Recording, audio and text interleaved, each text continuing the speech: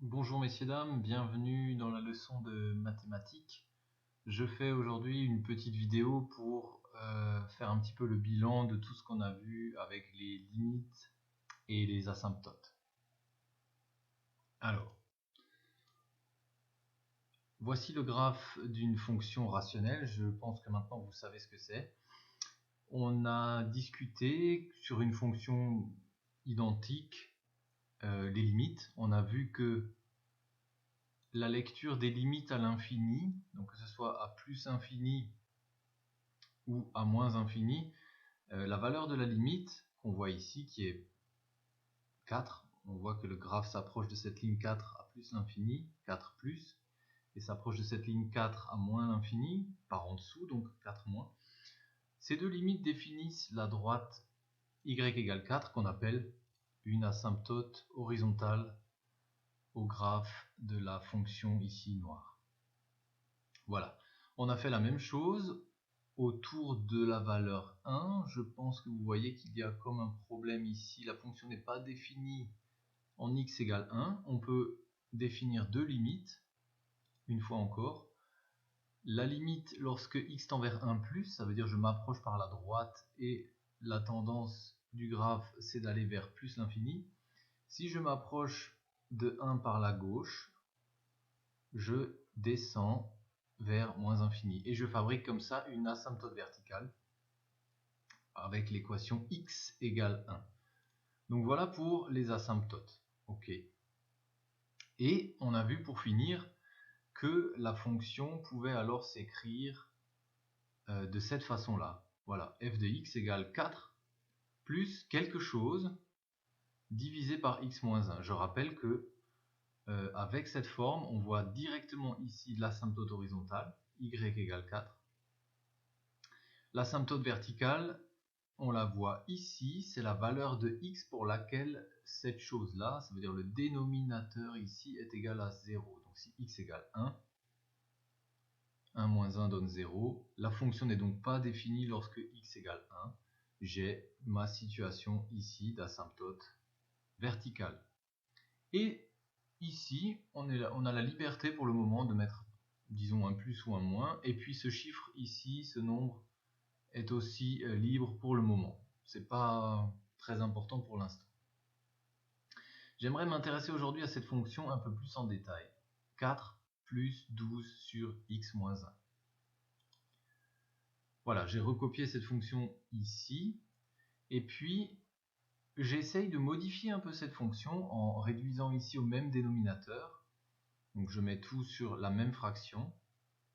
De sorte à obtenir à la fin une expression de ce type 4x plus 8 sur x moins 1. Donc ce qu'on a ici en violet et ce qu'on a ici en bleu, c'est exactement la même fonction, seulement écrit d'une façon différente. Vous avez appris qu'une fonction rationnelle s'écrit comme ceci, avec voilà, p sur q, comme vous avez appris avec p et q des fonctions polynomiales. Voilà. On va expliquer un petit peu l'utilité de la forme violette ici, et aussi l'utilité de la forme bleue là-bas. Et comment on peut passer d'une à l'autre. Alors, la partie qu'on vient de faire, de gauche à droite, c'est cette partie ici, qui est plutôt simple. On doit simplement mettre au même dénominateur, qui est x-1 ici. Alors, on a ici l'utilité de l'expression violette, par exemple, pour trouver les pôles. On voit tout de suite que les pôles de la fonction sont x égale 1. On regarde là où le dénominateur est nul. Donc si x égale 1, je trouve bien 0 ici.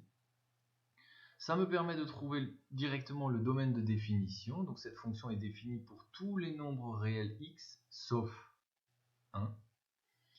Et puis, on a vu sur le graphe, justement tout à l'heure, qu'on peut, grâce à cette forme-là, trouver les asymptotes tout de suite. On voit directement l'asymptote horizontale ici, y égale 4, et on peut trouver l'asymptote verticale ici grâce au pôle, ça veut dire x égale 1. Alors à quoi sert l'expression bleue? L'expression bleue est utile déjà pour reconnaître qu'il s'agit là d'une fonction rationnelle. On a typiquement p de x divisé par q de x, voilà le p, et voilà la fonction q. Ce sont toutes les deux des fonctions polynomiales. On peut aussi retrouver le domaine de définition en regardant la fonction q. Voilà, encore une fois, cette idée de pôle. Ce qu'on peut faire en plus avec cette expression bleue, c'est calculer les zéros de la fonction en s'intéressant au numérateur 4x plus 8 égale 0 si x égale moins 2. Cette valeur moins 2 est la valeur pour laquelle le graphe coupe l'axe x. D'ailleurs, si on regarde encore une fois ce graphe, voilà, on voit que ce graphe coupe l'axe x justement chez x égale moins 2. Donc là, l'expression bleue permet de trouver les zéros, ce qu'on ne pouvait pas faire avec l'expression violette, en tout cas pas directement. Par contre, avec l'expression bleue, on ne peut pas directement voir l'asymptote horizontale. Ici, c'était clair, y égale 4.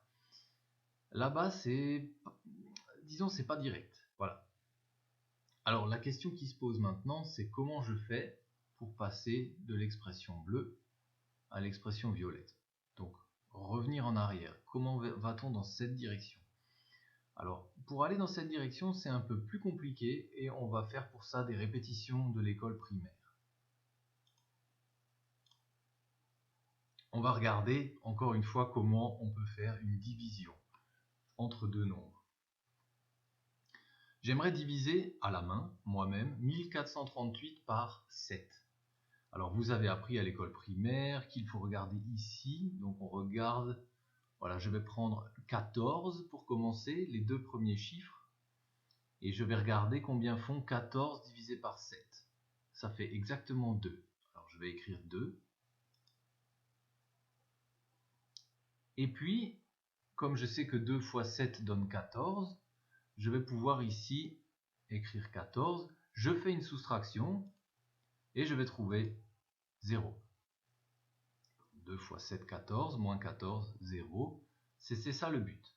Ensuite, je descends le 3, qui était ici, et je regarde si je peux diviser 3 par 7. Alors directement non, puisque je ne vais pas obtenir un nombre entier, donc ça ne suffit pas. Je vais continuer, après avoir mis un 0 ici, je continue à descendre le 8, qui était là, et je regarde maintenant, j'ai le nombre 38 ici. 38 divisé par 7, ça je peux faire. Ça donnera 5. Voilà l'entier le plus proche. 5 fois 7 donne 35.